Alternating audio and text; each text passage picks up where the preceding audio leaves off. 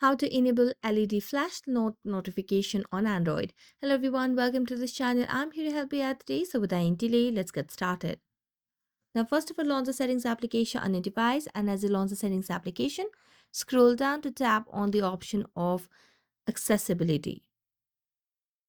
Here, tap on advanced settings option, and as you tap on it, you get to see the option of notification, and under notifications category, you have the option of flash notification. Tap on it and simply turn on the option of screen flash notification. Now you can tap on this for all apps so that you can receive the flash notification whenever you receive notification for any of the apps, or you can tap on selected apps. Now for this, you can simply show on, or you'll be able to choose the app that you'd want to get the flash notifications for.